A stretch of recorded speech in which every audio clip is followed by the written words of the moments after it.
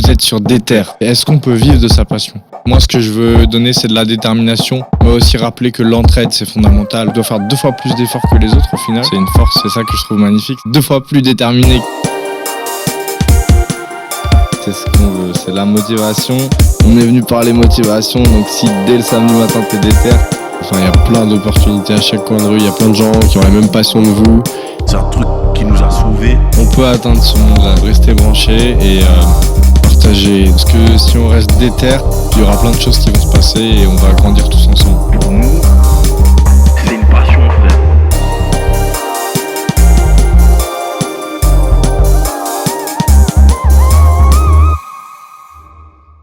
Yo, c'est Guise et vous êtes sur Déter. Aujourd'hui, j'ai le plaisir et l'honneur d'accueillir Kondo dans mon émission. Et pour ceux qui ne le connaissent pas, en 2 mots, Kondo, c'est un rappeur qui est là depuis les années 90 et qui a fait plein d'albums solo, qui est aussi prof de rap, qui donne des conseils pour être sur scène, etc. Et c'est un artiste entier et complet qui a une œuvre qui, moi, m'a toujours touché et que j'écoute depuis très longtemps. Donc, je suis vraiment très, très fier de l'avoir ce soir. Kondo, comment tu vas ? Salut Guise, ça va ? Ça va et toi ? Ouais, c'est cool. Merci de m'accueillir dans cette jeune émission qui semble bien motivante. Bah ouais, écoute, on essaie, c'est le but, c'est de montrer que tout le monde peut être déter. Et du coup, moi, je voudrais commencer pour que nos auditeurs comprennent bien ton parcours, que tu commences par nous raconter ton entrée pour ta passion principale qui est la musique. J'ai commencé à faire de la musique à l'âge de 12 ans parce que j'ai eu la chance de grandir dans un bâtiment où il y avait d'autres musiciens. Au 4e étage de mon bâtiment, il y avait une famille de Béninois comme moi, dont les enfants, à savoir Zoxy, Mélophilo, ont monté un groupe de rap qui est assez connu, qui s'appelle les Sages Poètes de la rue. Donc ils se sont retrouvés un peu être mes mentors, mes cousins, avec lesquels j'ai évolué. Et l'envie d'écriture, elle m'a suivi tout au long de ma vie, et puis elle a fait en sorte de mûrir et de faire en sorte que en 94, j'ai eu une carrière qui a démarré à l'âge de 18 ans, 19, avec La Clica, qui était un groupe qui est assez fondamental dans les années 90, puisque de notre manière de rapper, finalement, il y a eu toute une nouvelle école qui est arrivé sur la carte du rap français.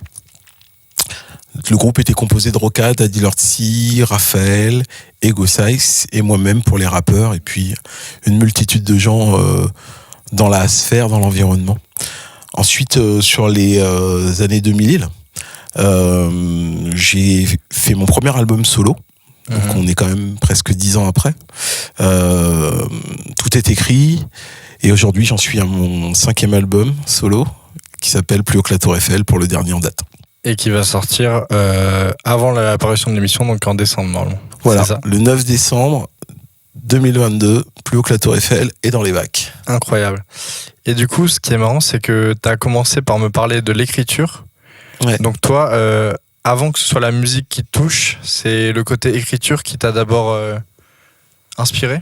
Je vais mentir. Ce qui m'a inspiré d'abord, c'est la musique. Ok. La musique, ça démarre à l'âge de 7-8 ans sur les planches du conservatoire de Boulogne-Billancourt. Ok.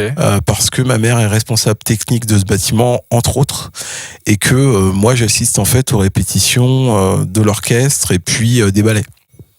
Donc, j'étais assez fasciné par cet environnement-là, surtout par les ingénieurs du son, les techniciens lumière, la musique, tout ça, c'est des choses qui me touchaient particulièrement.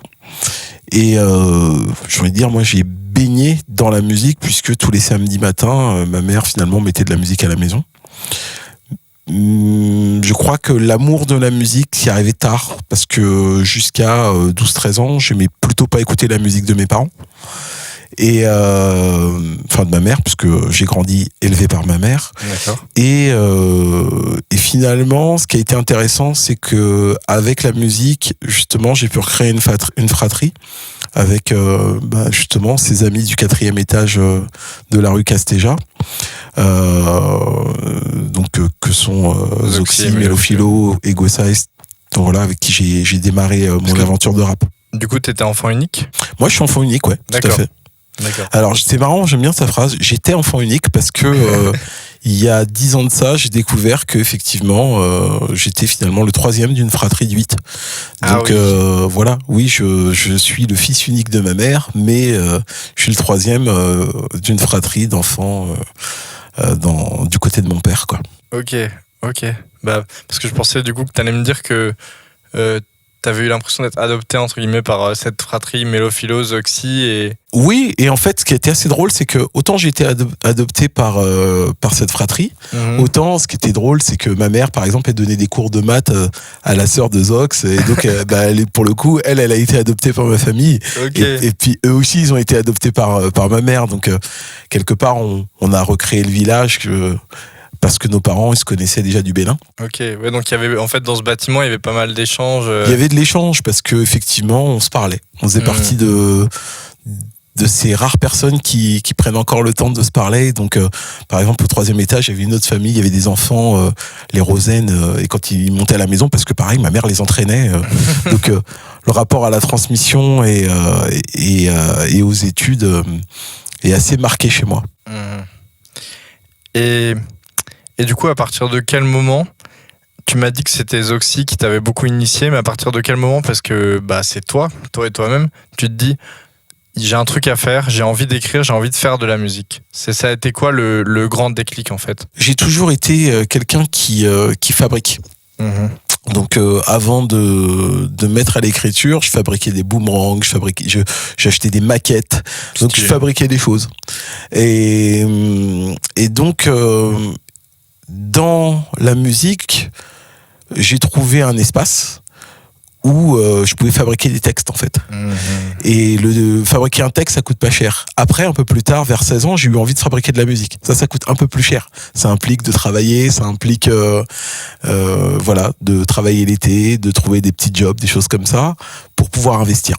Parce qu'avant 16 ans, du coup, c'était quoi? C'était des sessions freestyle avec Zoxy et Mélo Mélo, je traînais pas avec lui parce qu'il avait 3 ans de plus que moi, mais j'ai envie de dire, il était dans mon environnement. Oui. J'étais surtout avec le cousin de Zoxy, JJ, Ego Size, qui, tous les 3 on traînait ensemble. Donc oui, on va dire que les mercredis après-midi, c'était les dessins animés, les devoirs, et puis du rap, soit en impro, ou soit on écrit des textes. Et c'était quoi est-ce que tu avais des principales inspirations Alors, j'ai eu la chance d'avoir MTV. Et quand t'as MTV, t'as aussi Yo MTV Rap. Ce qui veut dire que mes inspirations quotidiennes, c'était des rappeurs américains. La première qui me vient, c'est EPMD. J'aimais énormément ce groupe-là. Et puis d'autres gens plus tard qui finalement ont fait mûrir mon style. Je pense à des groupes comme Run DMC, Eric B. and Rakim, Nas, Jay-Z, Notorious B.I.G. et j'en passe. D'accord. Et tu parlais de transmission. Toi, j'ai l'impression que du coup, ces rappeurs-là que tu as vus et ton entourage t'ont transmis justement un peu cette passion pour le hip-hop et ça a développé ce truc en toi. Il y a un truc que j'aime dans le hip-hop, c'est each one, teach one. Chacun enseigne. J'allais y venir. Et apprendre chacun. Et je l'ai observé. Ma mère avait des connaissances en mathématiques. Elle avait un amour de la langue. Et par exemple, quand mes potes venaient chez moi le samedi après-midi pour qu'on aille ensuite en répétition, ma mère elle disait, je suis désolé, si Kondo il veut sortir, vous allez tous devoir faire une dictée. Voilà, donc la transmission c'était essentiel. Comme je t'ai dit, quand la sœur de Zox elle avait besoin d'avoir des cours, monter à la maison. Au 3e c'est pareil. Voilà, donc j'ai beaucoup vu d'autres enfants, même de gens que je connaissais pas, qui venaient chez moi prendre des cours, alors que ma mère elle était responsable technique, ingénieure en bâtiment, tu vois, donc c'était pas son métier d'enseigner, mais c'était quelque chose qu'elle faisait assez bien avec les autres. Avec moi c'était moins facile. Mais forcément le rapport mère-enfant il est différent. Voilà. Et puis Zox aussi, lui-même, tu vois, il m'a transmis son savoir. Et moi-même j'ai transmis mon savoir à d'autres gens. Je pense à Eliem, je pense même à des mecs comme Vislo. Tu vois, j'ai beaucoup fait ça en fait. Ouais, j'ai beaucoup transmis mes connaissances, ma façon de faire. Et qu'est-ce Ma qui te compréhension plaît des dans le fait de transmettre, justement? Il y a deux choses. Quand tu transmets, tu as un rapport, en fait, il n'y a rien de mieux que d'enseigner à quelqu'un pour toi-même valider que tu as bien compris les choses. Et ensuite, le deuxième plan, c'est que les questions des autres, ce sont soit des questions que tu as déjà eues, soit des questions que tu vas avoir. Donc pour le coup, c'est toujours un autre espace d'enrichissement. Donc en fait, dans le domaine de la transmission, en fait, 1 + 1 = 3. C'est-à-dire que chacun vient avec des questions et des réponses, et puis à la fin, on est tous enrichis d'un savoir supplémentaire. Ouais, c'est comme si vous fabriquiez une espèce de vérité commune à plusieurs et chacun apporte des éléments de réponse, quoi. La vérité, je sais pas, mais en tout cas, comme tu dis, on s'apporte des éléments de réponse. Un embryon de vérité, peut-être. Alors. J'aime bien l'idée des éléments de réponse. Je crois que c'est bien. Après, justement, ce qui devient intéressant, c'est de tester et voir si l'empirisme que tu as eu, finalement, ça produit finalement une théorie ou pas, et donc une vérité ou pas. Ok. Et du coup, toi, tu as eu plusieurs expériences différentes en tant qu'artiste, d'expériences de groupe, d'expériences solo. Ouais. L'expérience de groupe, c'était plutôt dans ta jeunesse, on va dire.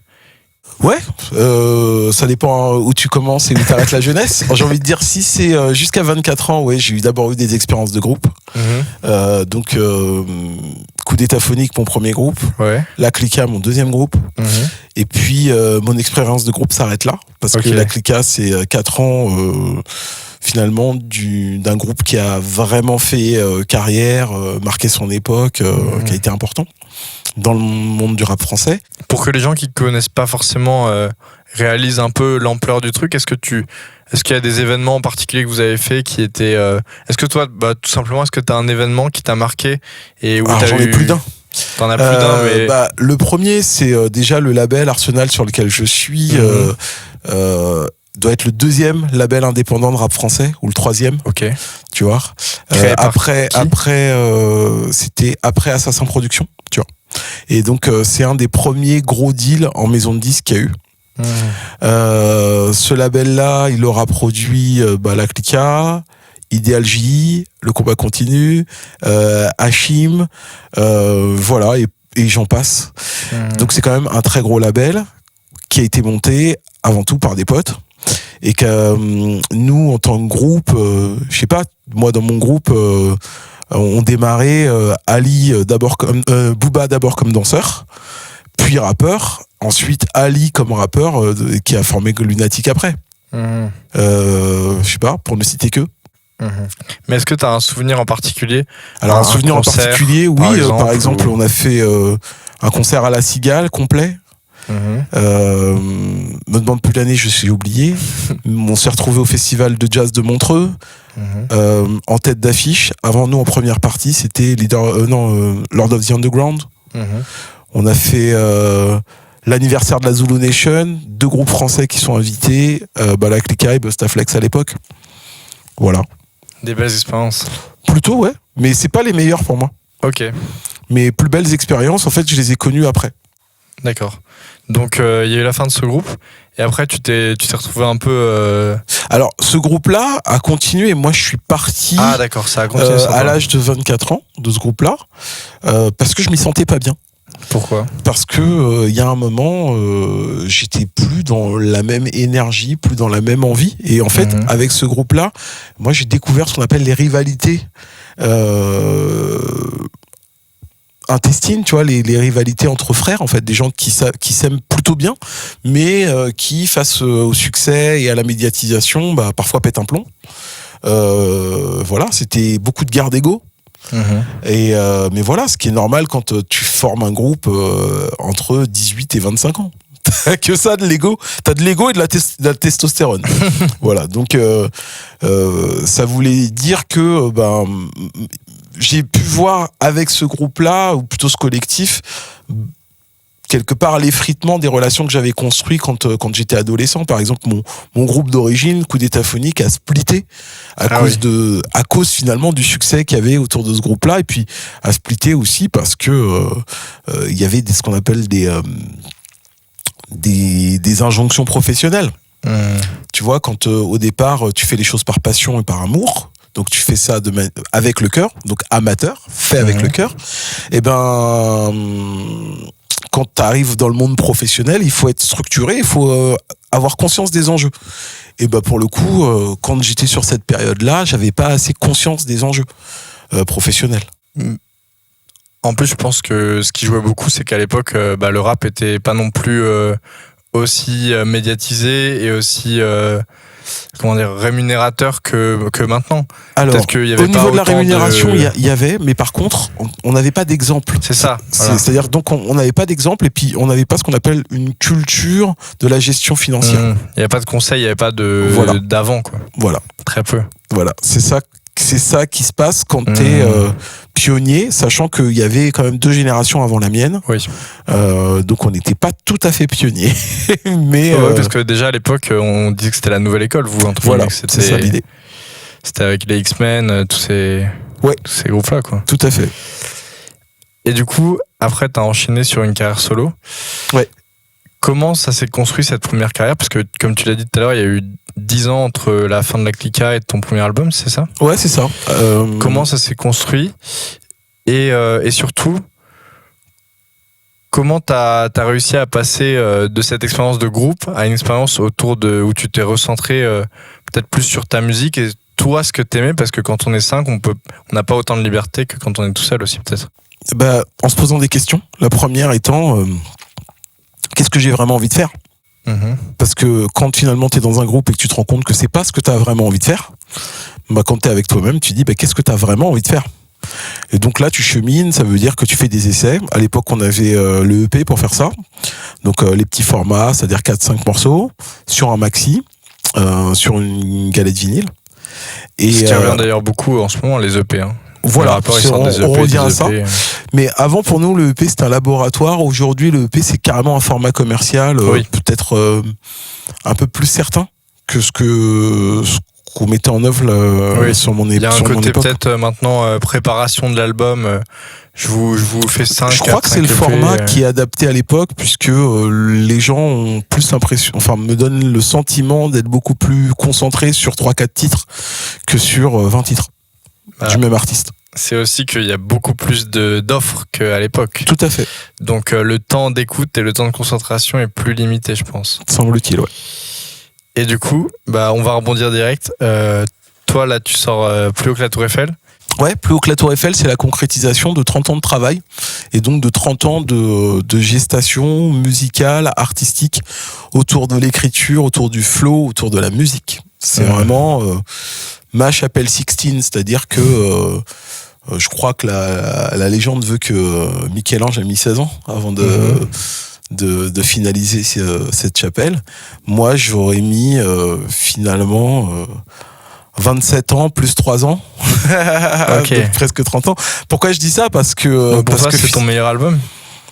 Tu vois, la notion de meilleur n'a pas de sens en art. Par contre, je vais plutôt te dire que c'est l'album qui traduit le mieux ce que je suis à l'heure où je te parle, et qui traduit le mieux mes compétences et mes envies. Voilà. D'accord. Mais j'espère qu'en tout cas, avec le temps, je vais développer d'autres compétences et donc d'autres envies, et j'espère que j'irai plus loin. Mais là, vraiment, je me rends compte que j'avais commencé un travail autour de mon 3e album qui s'appelle Soul Inside, autour du live, comment produire des disques joués par des musiciens qui sonnent vraiment hip-hop et qui en même temps, toute mon histoire, tout mon background musical et culturel, c'était mon point de départ. C'était un peu déjà un aboutissement que de faire ce disque-là en 2012. Et aujourd'hui, finalement, on est 10 ans après, et là, avec Plus haut que la Tour Eiffel, je me rends compte que c'est vraiment la précision de tout ce travail-là, dans tous les styles. Voilà, c'est Kondo qui fait de la trap, Kondo qui fait du boom bap, mais surtout, moi qui raconte une histoire qui m'est personnelle, qui est empreint de toute la charge émotionnelle qui m'habite depuis 10 ans et plus encore, et qui raconte l'histoire de mes ancêtres, de mes parents, de ma fratrie et de la mienne aussi.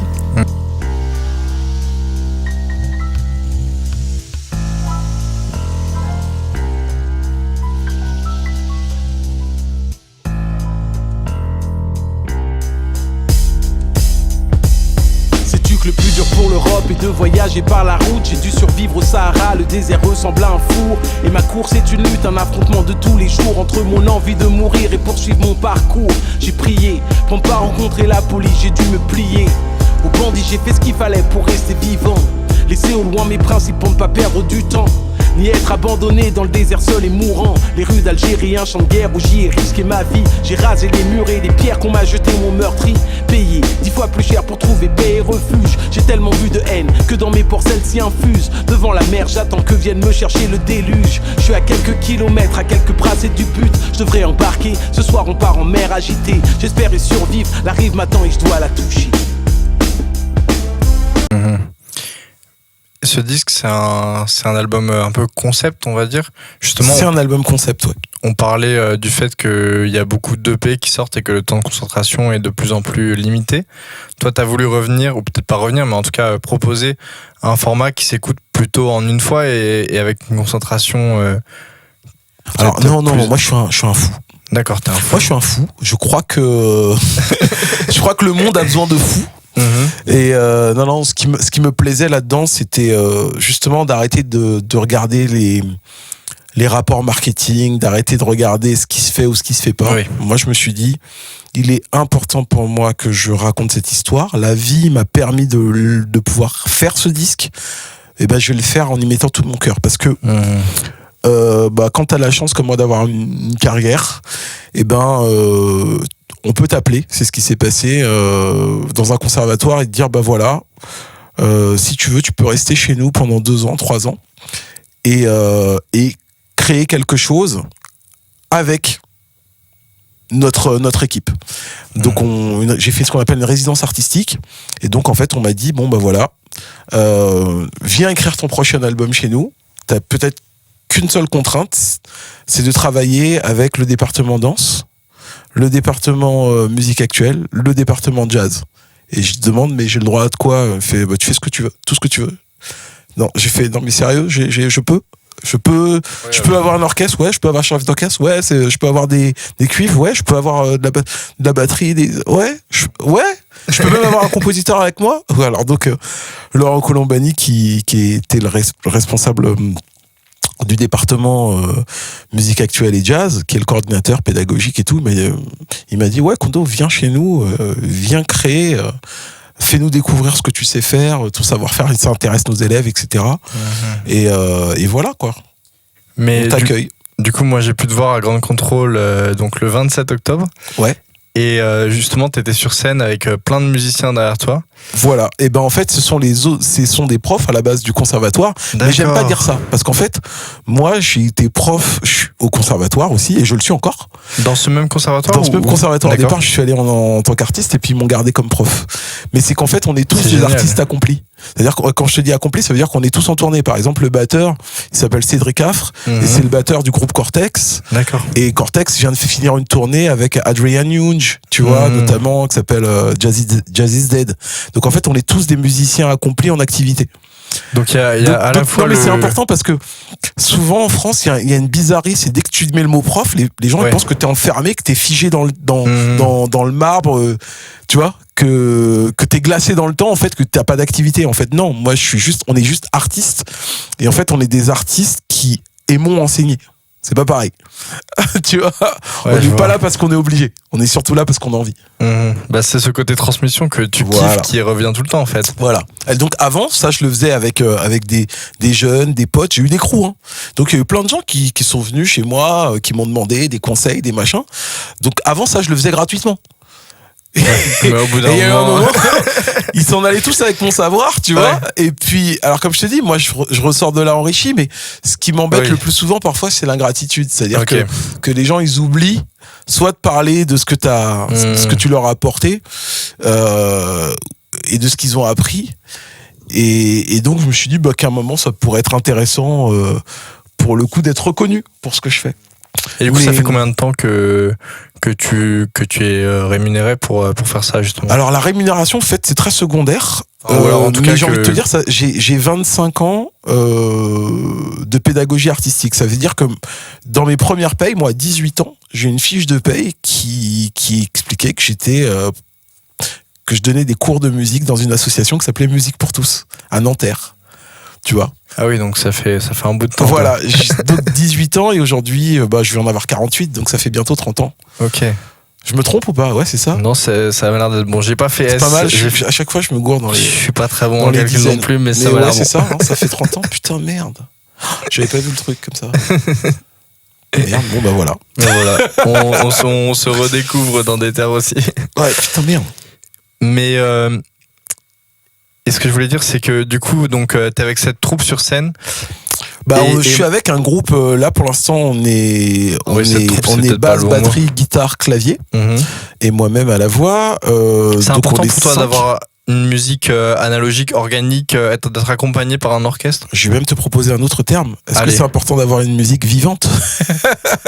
Après, une musique électronique, enfin comment dire, à l'ordinateur peut être un beat, peut être vivant tout aussi. Alors vivant, quand je dis vivant, C'est c'est des produite êtres en vivants. direct. Tu vois, ça c'est important. Et vivante parce que t'as des gens qui la font. Donc quand tu joues avec un ordinateur et aux platines, il faut que le DJ soit vivant, il faut que il faut Bien que ça sûr. vive derrière. Mais c'est surtout le fait qu'il y ait plusieurs humains qui doivent interagir pour que la musique puisse exister. Alors que quand t'es tout seul pour faire vivre ta musique, elle est aussi vivante parce que c'est du spectacle vivant. Il y a bien quelqu'un. Mais ce qui devient intéressant, c'est quand pour produire tous les éléments de ta musique, il y ait les gens. Mais bon, c'est très secondaire tout ça. Ouais. Mais du coup, moi, ce qui m'a vraiment frappé lors de cette scène, c'est que c'était à la fois un concert et une pièce de théâtre, puisque il y avait un côté, cohésion et organique dans le truc où, à un moment, du coup, ton disque, il raconte l'histoire d'un réfugié qui part d'Afrique jusqu'en Europe, jusqu'en France. Et il y a un moment où il y a des moments dramatiques, il y a des moments de tendresse. C'est Complètement. toute cette histoire, toute cette épopée magnifique. Et il y a un moment où t'as vraiment fini à genoux, presque en pleurs. Et c'est vrai que nous, on était sur nos chaises et j'avais des frissons. Franchement, c'était un moment magique. Et c'est vrai que je trouve que c'est toujours plus beau quand la personne donne autant de son art et donne autant de soi. Et je voulais savoir justement comment t'arrivais à donner autant de toi, quoi. Alors ça, c'est... tu vois, je sais pas si je donne de moi ou si je suis juste à la bonne place, en fait. C'est-à-dire qu'en gros, je pense qu'on est plus habitué à des gens qui font leur métier peut-être dans l'excellence. C'est surtout que j'essaye de vivre mon métier de la plus belle des façons. Et pour moi, quand tu véhicules une émotion à travers la scène, à travers une chanson, à travers des textes, à travers un album, il faut que tu t'emportes ton auditeur, tu vois, ou ton auditrice, quoi. Il faut que t'emportes les spectateurs et que tu les mettes au cœur de ce que tu veux raconter. Donc tu prends tous les outils qui sont à ta disposition pour ça, et il s'avère que j'ai la chance d'avoir eu autour de moi des répétiteurs, des gens comme Arnaud Vernet qui est en fait un metteur en scène, des gens comme Arnaud Churin, des gens comme Dede Cabal. Donc j'ai eu une expérience de comédien et j'ai aussi une expérience de producteur, de rappeur et tout ça. Et il y a un moment, tout ça fait moi. Et donc à un moment, sur scène, j'arrive moi chargé de tout ce savoir-là, et donc je le mets au profit de l'histoire que je raconte. D'accord. Et justement, j'aimerais parler un peu de cette histoire que tu racontes. Cette histoire, donc, comme on l'a dit, c'est celle d'un réfugié qui passe d'Afrique jusqu'en France. T'as dit que ça fait 30 ans que ce disque, que tu conçois ce disque, entre gros guillemets, on va dire. Qu'est-ce qui t'a donné envie de raconter cette histoire, et pourquoi raconter cette histoire-là, en fait? Alors, c'est sans doute, cette histoire, réellement, elle est née il y a 10 ans. D'accord. En fait, c'est déjà... il y a 10 ans, j'ai envie de renouer avec mon père. D'accord. Qui est plus dans mon environnement, parce que mes parents, après leur divorce, se sont embrouillés, comme on dit. Et moi, finalement, j'avais un père qui était au Bénin, puis une mère qui vivait en France, et puis je vivais avec elle. Et ayant ma fille qui naissait à ce moment-là, je voulais annoncer à mon père son existence. Donc j'ai demandé à ma mère si elle pouvait m'aider au moins à rentrer en contact avec lui, avoir son adresse, son téléphone. Et pour elle, c'était pas possible, quoi. Même si elle avait des infos, elle pouvait pas me les donner. Pour elle, il y avait un blocage, il y avait un traumatisme derrière. Et j'ai demandé à mon oncle, et pareil, il pouvait pas me donner ses coordonnées. Donc je me suis mis en recherche. Et souvent, quand t'interpelles l'univers pour les choses, t'as souvent des réponses quand tu poses des questions. Et ben moi, j'ai eu une réponse 15 minutes après avoir posé ma question, puisque j'ai tapé sur Google le nom de mon père. Je savais qu'il était économiste, qu'il avait déjà écrit des bouquins, donc je me suis dit, je vais le trouver assez facilement. Ça n'a pas loupé. Sauf que c'est pas lui que j'ai trouvé. J'ai trouvé un message qui est renvoyé à ma boîte Twitter. Et ce message, il était signé d'un frère. Qui en fait, il me disait, voilà, salut, je suis Sharia, fils de gens innocents.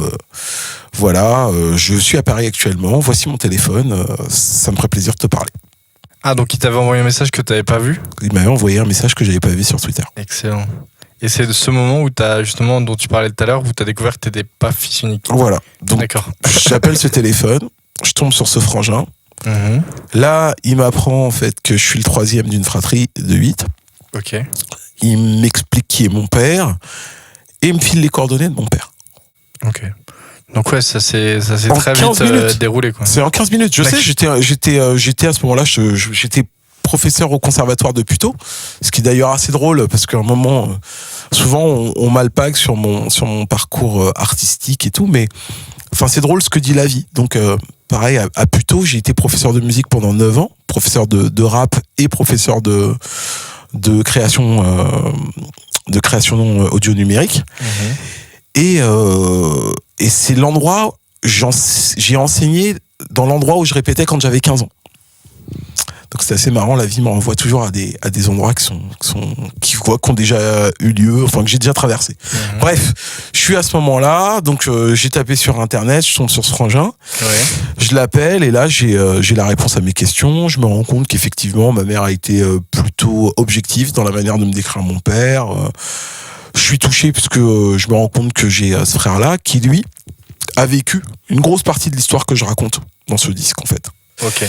Et c'est en parlant avec lui que je me suis dit mais je comprends pas parce que lui et moi on est sur le territoire, on n'a pas la même situation économique et sociale alors que on a pour origine finalement le même papa et en plus lui c'était mon grand frère. Donc moi je me pose encore plus la question de savoir pourquoi c'est pas lui qui est à ma place et moi à la sienne.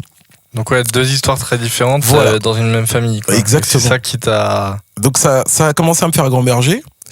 J'ai écrit à mon père une très jolie lettre et il m'a répondu une très jolie lettre et donc on s'est appelé. Voilà. Et donc on a pu être en communication, ça a plutôt fait des belles choses.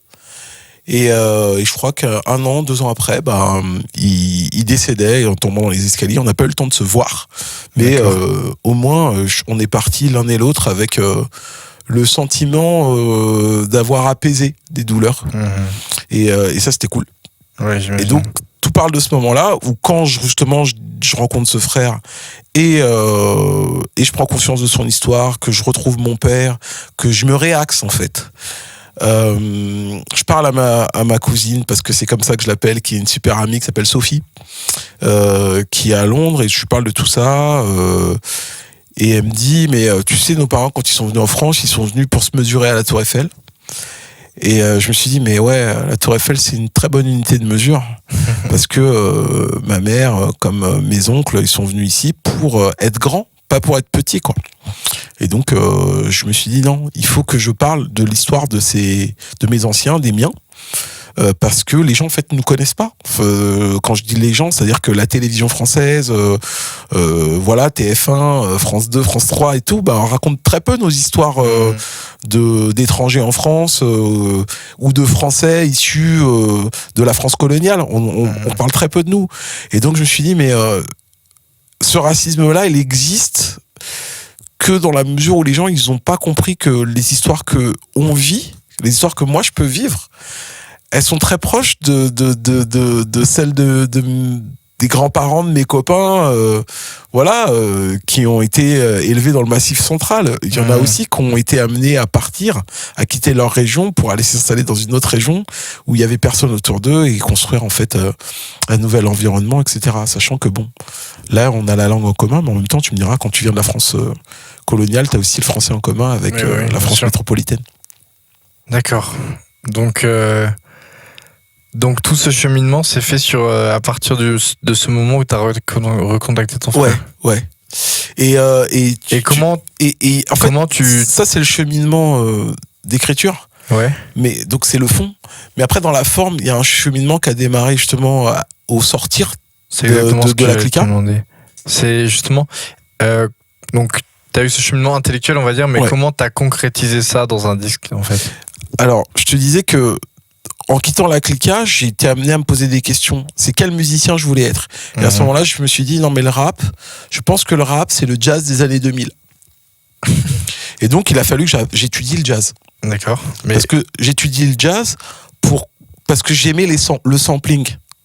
Donc, j'étais là et je me suis rendu compte en lisant un bouquin qui s'appelle Three Wishes de Panonika Königswatter, qu'en fait les réflexions des jazzmen des années 40 ce sont les mêmes questions qu'on a nous les rappeurs des années 2020. Et donc pour moi le rap est devenu un art de manière très claire, très précise et tout.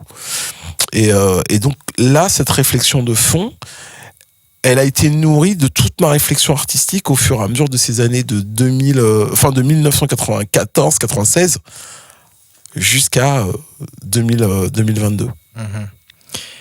Et tu parles du coup que les jazzmen avaient les mêmes questionnements que les rappeurs. Est-ce que tu peux un peu expliciter quels sont ces questionnements justement? C'est assez marrant parce qu'il y a un tromboniste qui s'appelle Franck Réac qui disait j'aimerais que les jazzmen fassent preuve de plus de pédagogie pour que les auditeurs soient capables de mieux comprendre notre musique. D'accord.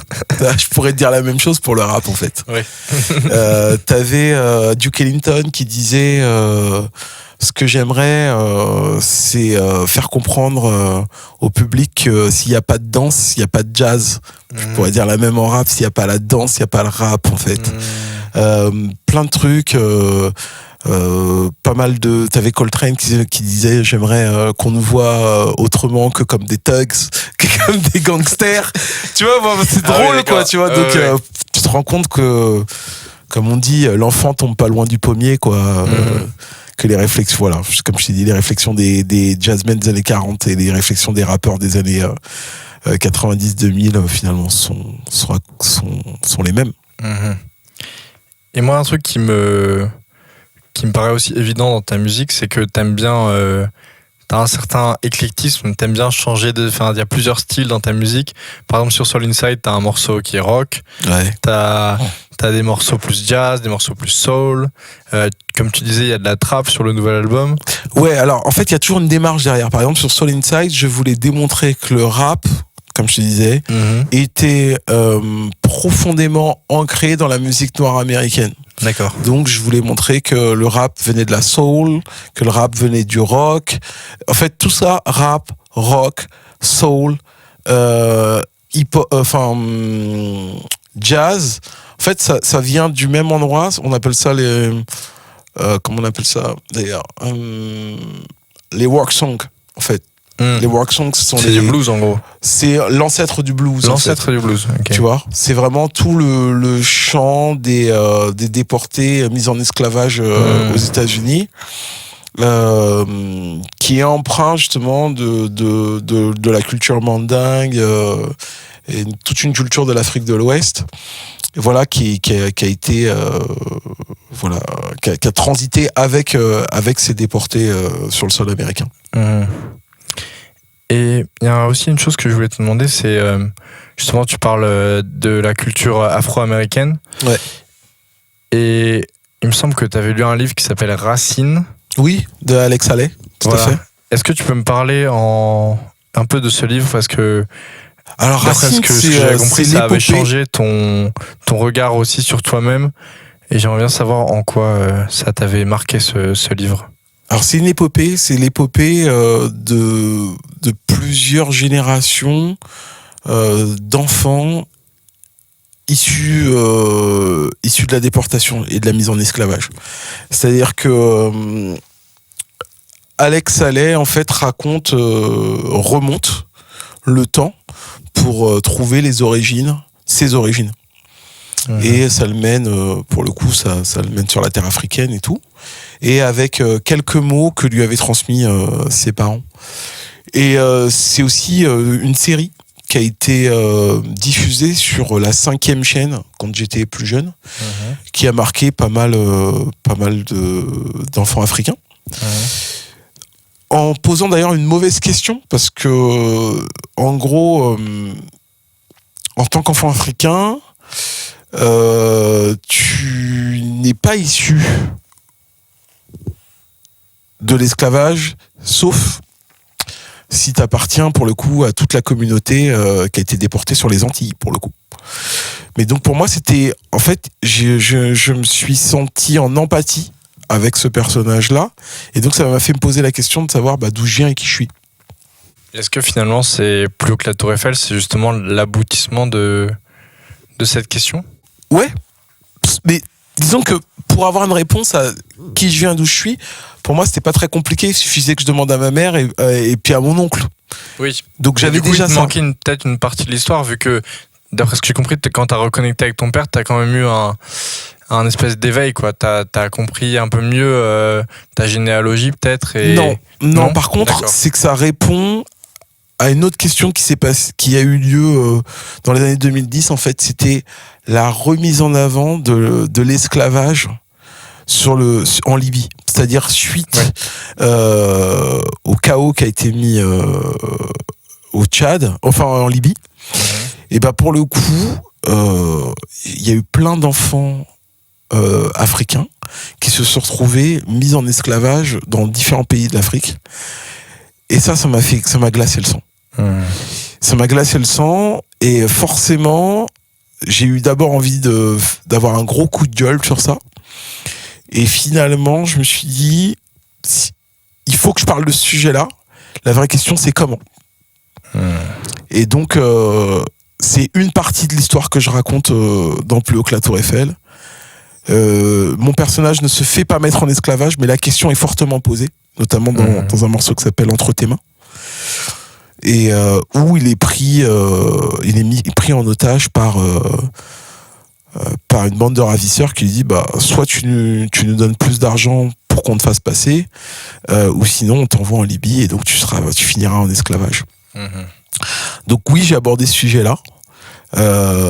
Et fallait encore une fois l'aborder de manière sensible pour permettre justement aux spectateurs, aux auditeurs de rentrer en empathie, parce que c'est très compliqué. Je pense que quand t'es issu de la France métropolitaine, de comprendre qu'est-ce que ça veut dire être noir. Être noir, c'est pas simple, parce que c'est expérimenter dans son quotidien que t'es la dernière marche de l'humanité, c'est-à-dire que t'es la personne qu'on respecte le moins en fait dans le monde au départ. Enfin, je dis au départ, j'en sais rien, mais en tout cas, j'ai beaucoup expérimenté ça. D'accord. Et donc ce sentiment-là, c'est très difficile, parce que il y a très peu de gens qui naissent en comprenant ça, quoi. C'est-à-dire que quoi que tu fasses, partout où tu ailles dans le monde, t'as l'impression que t'es toujours au dernier rang de l'échelle de l'humanité. Et ça pique un peu. Et alors pour les personnes noires qui nous écoutent, c'est quoi justement la clé pour s'en sortir et entre guillemets combattre cette idée reçue là Alors déjà, la première des choses, c'est que peut-être qu'il faut que nous-mêmes on arrête de s'appeler noirs, parce qu'en gros, on est pareil, la seule ethnie qui est renvoyée à sa couleur de peau, alors que toutes les autres ethnies sont renvoyées déjà à leur continent d'appartenance. Par exemple, quand t'es asiatique, asiatique renvoie à l'Asie. Quand t'es européen, t'es renvoyé, même quand on dit que t'es caucasien, blanc caucasien, en fait t'es renvoyé aux régions du Caucase. Quand t'es sud-américain, tu vois. Mais en fait, nous en fait on n'est pas africains, alors qu'en fait on devrait dire les Africains pour le coup. Parce qu'en fait, si t'es noir, à un moment donné, c'est que dans ta généalogie t'es passé par l'Afrique, tu vois, ou à la limite l'Australie. Mais voilà, il y a ce truc là, déjà ce serait bien. Parce que déjà, ça nous remet en fait au centre de l'humanité. Et puis justement, ça nous met en lien tous, quoi, tu vois. Mais moi, je pensais plus à une échelle plus personnelle. C'est-à-dire qu'effectivement, je pense qu'il y a du racisme et qu'on peut y être confronté. Comment réagir face à ce constat que t'as décrit, quoi?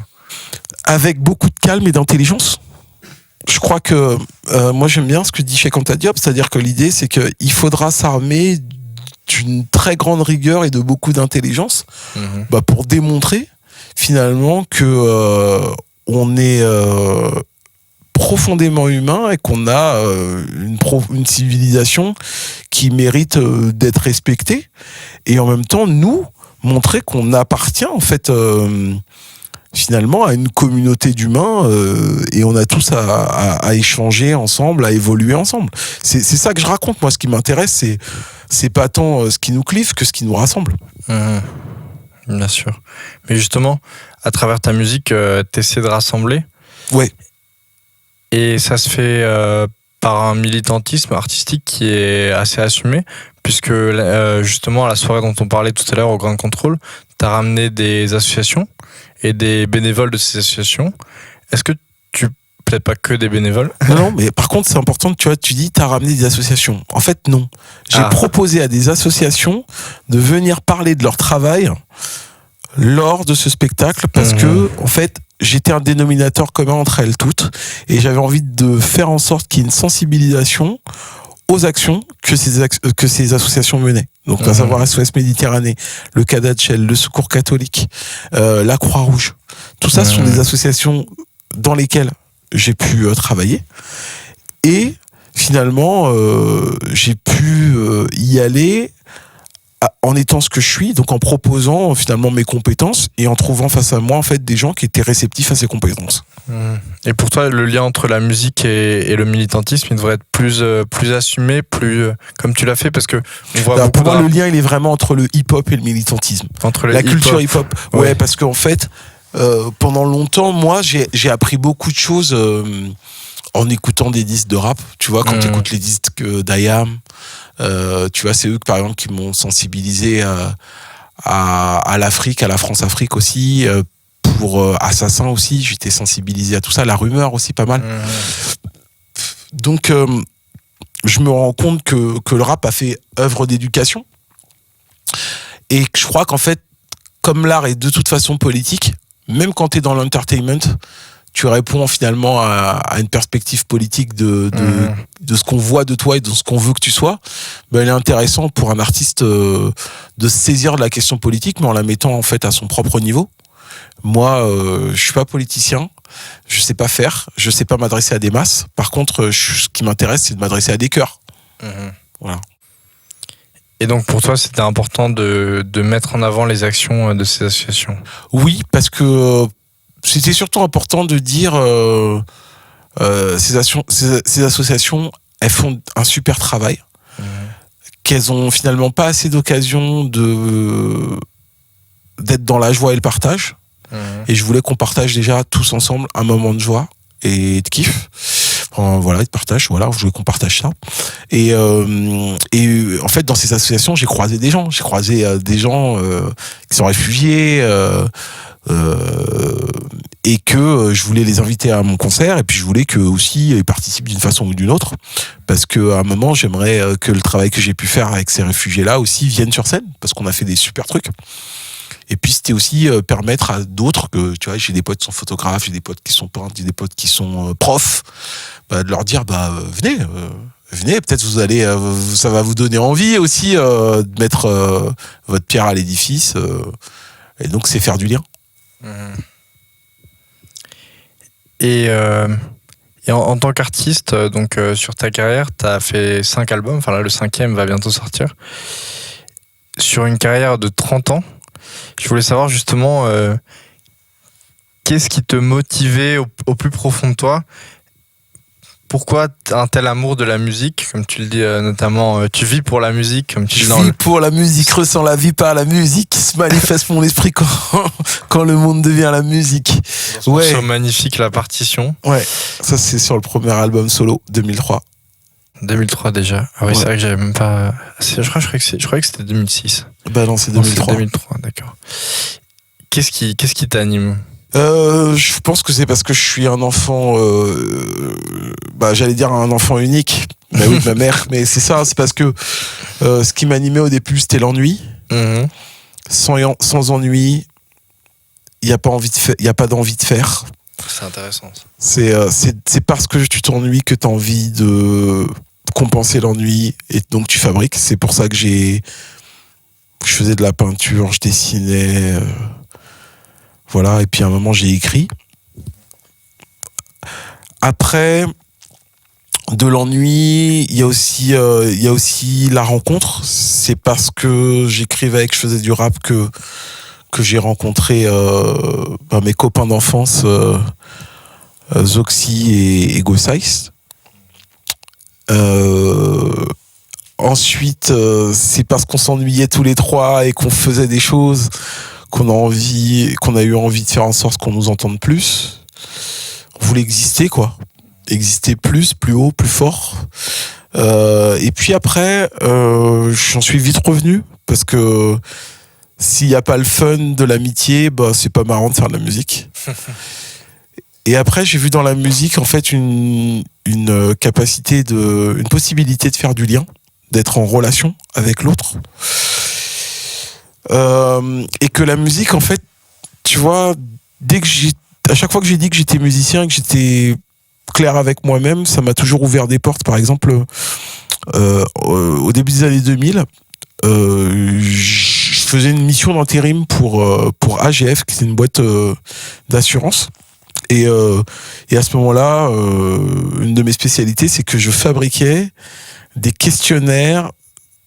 d'études de satisfaction.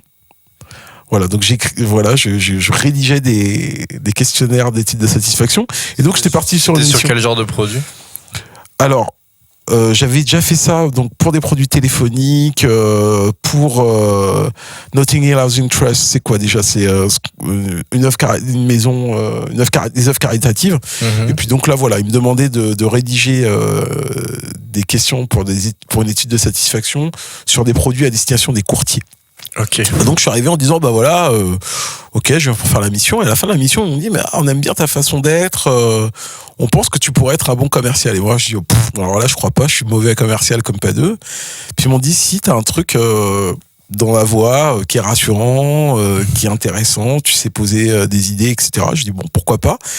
Et je dis mais sachez que moi je suis du rap en fait, donc ça veut dire que je suis souvent amené à partir en concert, en tournée, etc. Et ils m'ont dit nous ça ne dérange pas du tout. Et donc ils m'ont engagé. Et donc de 2001 à 2007, je me suis retrouvé à bosser chez Alliance dans le département courtage. Mmh.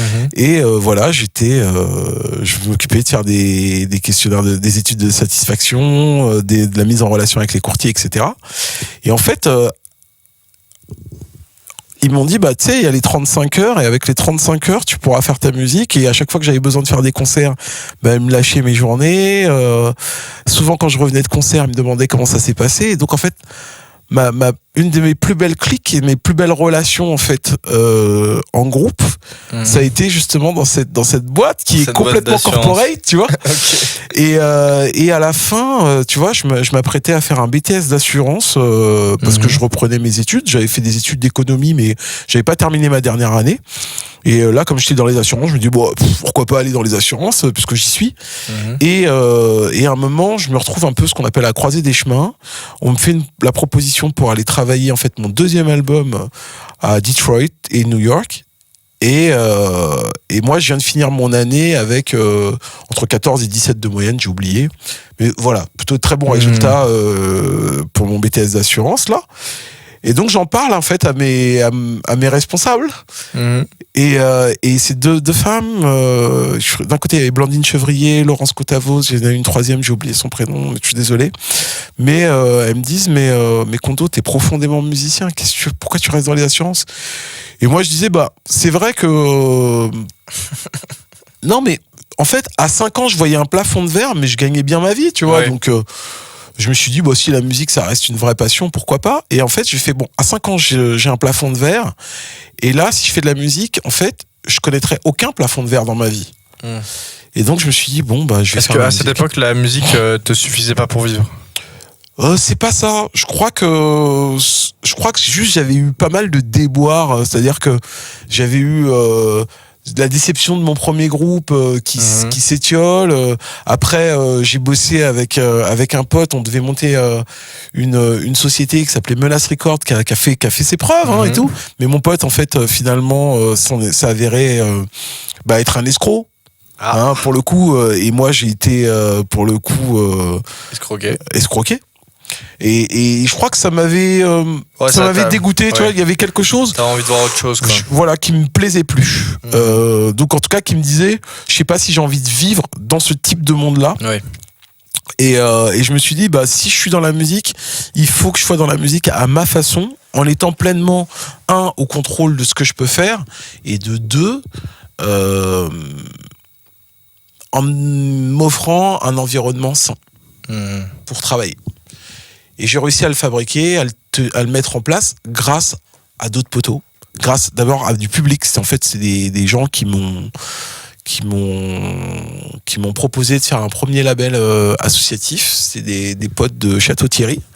Et ça, c'était pour mes premiers maxi. C'est le nom du label, du coup? C'était Exil à l'époque. Exil, et après, en fait, au niveau de Greenstone Records, c'est arrivé en fait après mon premier album, après Tout est écrit, où là, j'ai eu cette chance, à la sortie d'un concert, je tombe sur un producteur burkinabé et sa femme qui, elle, était américaine, originaire d'Ypsilanti, qui est en fait un patelin qui est juste à côté de Detroit, et qui m'ont dit, mais franchement, nous on t'a vu sur scène, qu'est-ce que tu fais en France, mec?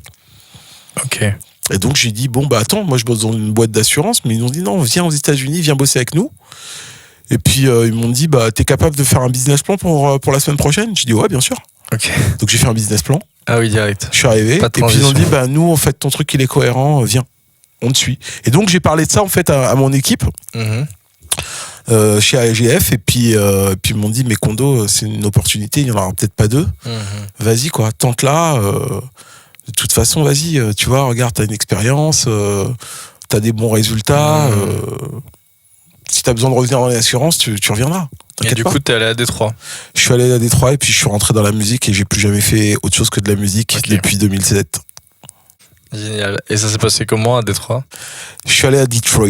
Ouais, désolé, je le dis pas. Non, mais Détroit, mais j'aime bien. Non, parce que moi, à chaque fois que je dis Detroit, tu vois, je me remets dans l'ambiance, tu vois ce que je veux dire, je ressens le truc. Ouais, bien sûr, mais moi, si je le dis, ça va pas être joli. Donc... Là-bas, ce qui était cool, c'est déjà rencontrer des artistes que j'admirais. Je pensais au groupe Slum Village avec qui je voulais collaborer. T'as fait un feat, ouais. Comment il s'appelle le morceau déjà? Le morceau s'appelle Dis-moi ce qu'elles veulent, produit par Vincile, d'Ocus Pocus. Il y avait eux, il y a le fait d'avoir vécu des expériences de fou, avoir rencontré LL Cool J là-bas, j'ai rencontré l'équipe de D12. J'avais rencontré des gens, pas mal de rappeurs américains, d'artistes américains. Et t'es resté combien de temps là-bas? Je suis resté 3 semaines, un mois, tu vois, c'était pas long. Et j'ai fait j'ai fait 2 semaines Detroit, 2 semaines New York. Non, j'ai fait plus d'un mois. Et j'ai fait 2 semaines Detroit, 1 semaine New York, 1 semaine Detroit. Je suis revenu là-bas. Et t'étais jamais allé aux États-Unis avant? Si, j'étais allé aux États-Unis en 93 ou 94. Avec la Clica? Avec la Clica pour l'anniversaire de la Zulu Nation, où on était accueillis. Par eux, on résidait à New York Center au Méridien. C'était encore Africa Bambaataa qui était au courant? Voilà, c'était Africa Bambaataa qui je sais plus c'était quel anniversaire. Bon, on était en 95, je sais plus c'était 95, 94, 95, 96. Bref, j'ai oublié. Désolé. Enfin voilà. Problème sur les dates. Voilà, mais tout ça pour dire que, en tout cas, c'est c'est parce que j'ai parlé de ma musique et parce que j'ai parlé de mon envie, parce que Et surtout que t'as agi. Enfin, les gens ils t'ont repéré à un concert quand même.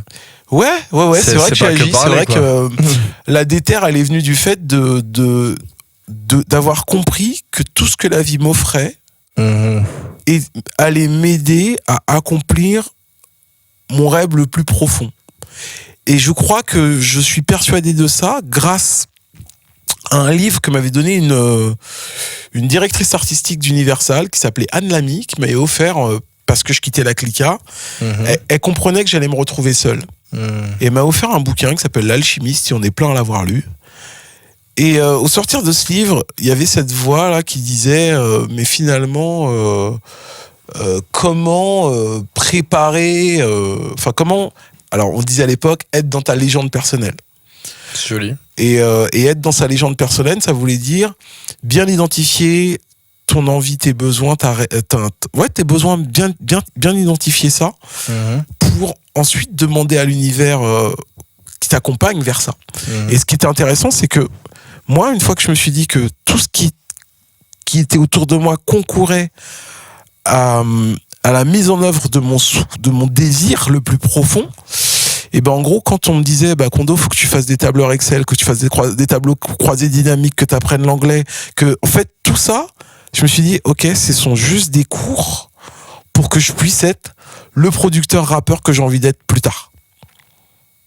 Et donc pour moi, l'épreuve du business plan, je me suis dit t'as envie de devenir un Quincy Jones, t'as envie de devenir un Jay-Z, t'as envie de devenir un big, tu vois, du peur. Déjà, si tu sais pas faire un business plan, tu vas pas y arriver. Donc fais ton business plan. Et ça commence comme ça. Donc je fais mon business plan. Et il se trouve que j'avais déjà tous les outils. Voilà, j'étais dans cette boîte d'assurance, j'avais appris les tableaux croisés dynamiques, je m'en suis servi. J'avais appris la mise en place d'un budget, je l'ai fait. C'était jouable, c'était à ma portée. Tout s'est rejoint finalement.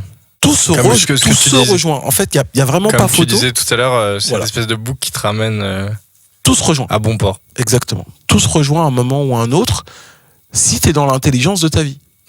Parce qu'en fait, il y a beaucoup de gens qui se mentent, qui mentent aux autres aussi. Et quand tu te mens, en fait, t'es pas dans ta vie, en fait. Tu vois, donc moi, à un moment, je sais que mon souhait, c'était d'aller aux États-Unis, rapper avec d'autres rappeurs américains pour voir ce que je vaux, mais c'était aussi vivre de la musique. Donc la question, c'est comment on fait pour vivre de la musique. Aujourd'hui, vous avez plein de tutos, vous avez plein de gens, vous avez la chance, tu vois. Vous avez accès au savoir. Moi, à cette époque-là, par exemple, je voulais être ingénieur du son à un moment donné. Et à chaque fois que je demandais à mes enseignants du son, mais c'est quoi la compression, mais c'est quoi l'équalisation, machin truc, ils me disaient, ah non, mais c'est compliqué, tac, tac, tac. Quand je suis allé aux États-Unis, je posais cette question, je fais, ok, le mec, Joey Powers, le gars était ingénieur du son d'Alia, était ingénieur du son de Slum, de Timbaland. Bon, il m'a dit, attends, un compresseur, je vais t'expliquer, je vais te montrer, vas-y, touche, tourne, voilà, comment on fait pour régler, un équaliseur, ça sert à ça, machin truc, une reverb, ça sert à ça. Voilà, j'ai eu une formation, juste parce que j'ai osé demander. Et c'est parce que j'ai aussi trouvé des gens qui ont accepté juste qui n'étaient pas, j'ai envie de dire, frustrés. Il y avait un truc, c'est comme si en France, j'avais un sentiment où tout le monde voulait garder tout pour soi, alors que quand j'étais aux États-Unis, tout le monde, en fait, était prêt à donner. Et c'est pas donner ton savoir, en fait, c'est que je peux te donner tout mon savoir, mais t'es pas moi. Donc si t'as pas ma démarche, t'as pas mon expérience, t'as pas mon truc, je peux tout expliquer. Non, mais moi c'est un truc qui m'a toujours énervé, les recettes de grand-mère, ce truc de pas transmettre. Justement, je disais ça tout à l'heure à Elias par rapport à l'AMIE, il me disait ouais c'est gratuit, etc. Du coup faut pas trop, il me disait pas faut pas trop en parler, il me disait forcément il y a pas beaucoup de gens qui connaissent et tout. Moi je suis en mode si quelqu'un veut faire enregistrer un truc ici, il faut en parler quoi, c'est une putain d'opportunité. C'est ça, et c'est aussi ce qui permet de pérenniser ces lieux. Exactement. C'est-à-dire que faut comprendre que s'il y a pas assez de gens qui viennent dans ces lieux-là ils ferment. Donc mieux vaut se parler. Mais c'est ça. Voilà.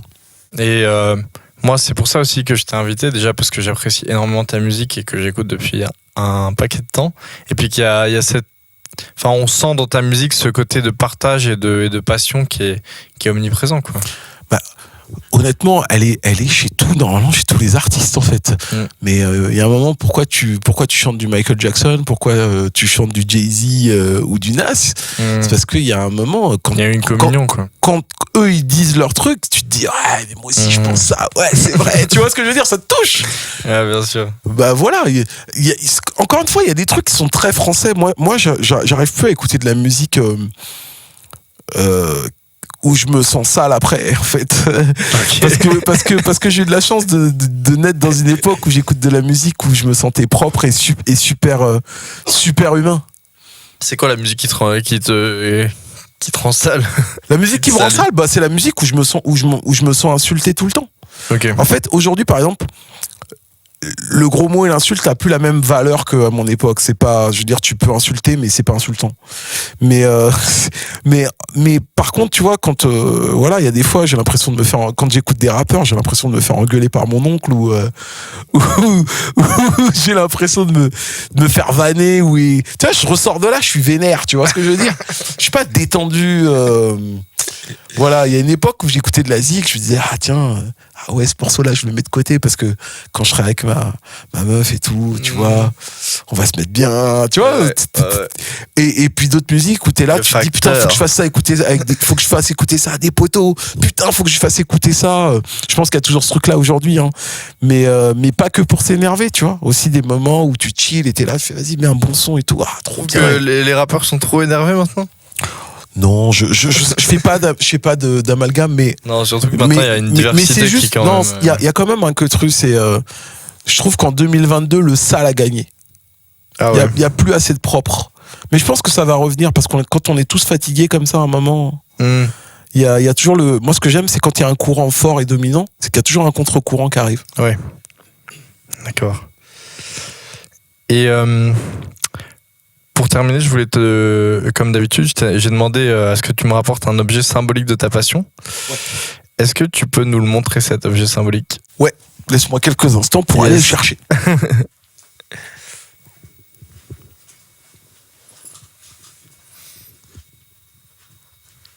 Ça a l'air évident. Qu'est-ce que c'est? Oh. C'est mon mic. Ce mic-là, il a vécu. Je pense que cabossé, non? Ah non. Ouais, il est cabossé. Ce mic, il a bien 20 ans. Ouais. Ouais, il a bien 20 ans. Et alors, quelle est son histoire? Qu'est-ce qu'il raconte? Alors, bon, je suis pas là pour faire de la pub, mais si, let's go. Ça s'appelle un Shure SM58. Ok. En fait, c'est un classique du monde de la scène. Et pour moi, au départ, ce micro-là, il sonnait pas bien. Je croyais que ce micro-là était nul. Mais j'avais pas assez de thunes pour m'acheter plus que ça. Et tout. Et ce micro-là, il symbolise pour moi mon envie de monter sur scène. Il symbolise le travail. Il symbolise, comment on dit, l'abnégation à mon art. Et j'ai compris avec le temps, en l'utilisant dans plein de situations différentes, que c'était un des meilleurs micros du monde. Pas parce qu'il est intrinsèquement bien, mais parce qu'en gros, c'est qu'il est hyper polyvalent. Et que sur plein de voix, il marche vachement bien et tout. Et je me suis rendu compte que c'est pas l'objet qui fait le talent, c'est pas l'objet qui fait la réussite, c'est la démarche. C'est comment tu utilises un objet, cet objet-là. C'est un outil finalement. C'est un outil. Et que cet outil-là, parce que un jour j'ai voulu le maîtriser, le comprendre, faire en sorte qu'il soit adapté à ma voix, comprendre que c'est ma voix qui va devoir prendre du caractère pour que quand elle pénètre dans cet objet-là, elle ait les bonnes caractéristiques. Bah, je me suis rendu compte que un outil, un instrument nécessite du travail. Et donc à chaque fois que je prends ce micro-là, bah, je sais que s'exprime toujours toutes mes années de travail en fait. Et en fait ce travail-là, en plus, il ne sert qu'à un seul truc, retrouver mes sensations d'enfance, c'est-à-dire retrouver la première fois où j'attrape ce micro-là et je fais hey, où je fais yo yo yo, tu vois ce que je veux dire? Et donc à chaque fois que je vois ce micro, bah il y a quelque chose de l'ordre de l'enfance qui réapparaît. Donc, autant te dire que je retombe souvent en enfance. Est-ce que il a une cicatrice en particulier dont tu te rappelles l'histoire? Ah non, il y en a trop. Il y en a trop. Tu vois, en fait, à la base, il est tout. Ah oui, je l'utilise toujours. À la base, tu vois, il est tout propre. Mais là, tu vois, il est tacheté parce que c'est ma sueur. Ah oui. C'est la sueur de mes mains qu'on décoloré ce micro, quoi. Tu vois. Donc, je trouve que c'est tellement d'une évidence que j'hésitais à le prendre au départ. J'hésitais entre ça et puis un vinyle, notamment le vinyle plus haut que la Tour Eiffel, mais c'était surtout un vinyle, parce que ce que j'aimais aussi dans le vinyle, c'est le rapport au temps et au travail. Parce qu'à mon époque, tu n'avais sorti un disque que si tu avais sorti un vinyle, quoi, tu vois. Mais pour moi, finalement, je trouvais que cet objet-là, c'est bien l'objet qui accompagne le vinyle de toute façon, quoi. Oui. Voilà. Et donc, c'est un objet qui est très impersonnel pour tous les musiciens, mais en fait, pour moi, il est quand même symbole de tout ce que j'aime. L'amplification, le fait que ta voix intérieure, elle soit amplifiée, qu'elle soit transmise à un maximum d'auditeurs pour un maximum de conversation et de partage. Génial. C'est aussi grâce au micro que ce soir on peut avoir cette discussion. Voilà. Donc c'est une bonne conclusion. Écoute Kondo, merci beaucoup d'avoir été là ce soir. Merci pour l'accueil. C'était un très très bon moment, une très belle discussion et j'espère que ça vous aura plu, à vous aussi. En tout cas, j'espère que ça aura rendu les gens déterminés à faire ce qu'ils aiment. C'est le but. Le but, c'est qu'on soit tous ensemble, de créer une communauté de gens déterminés. Et n'hésitez pas à aller écouter évidemment le travail de Kondo. Plus haut que la Tour Eiffel, qui sera disponible au moment où ce podcast sera sorti. Un très beau disque dont j'ai pu écouter et voir la plupart des morceaux joués sur scène. Je veux juste redire que le 27 janvier, à la place, je fais le premier concert officiel de Plus haut que la Tour Eiffel. Incroyable. Voilà, donc vous êtes tous invités à venir. Et magnifique. La place et après la Cigale, c'est ça? La Cigale, ça dépendra toujours de nous, en fait. C'est-à-dire, plus on est là et plus on se rassemble, plus vous faites écouter ma musique et plus on se retrouvera rapidement à la Cigale, tous ensemble, à kiffer et à fêter ensemble ce projet et d'autres encore. Génial. Donc rendez-vous le 27 janvier à la place Hip Hop. Et c'était Guise et Kondo et j'espère que vous avez kiffé. Ciao, ciao.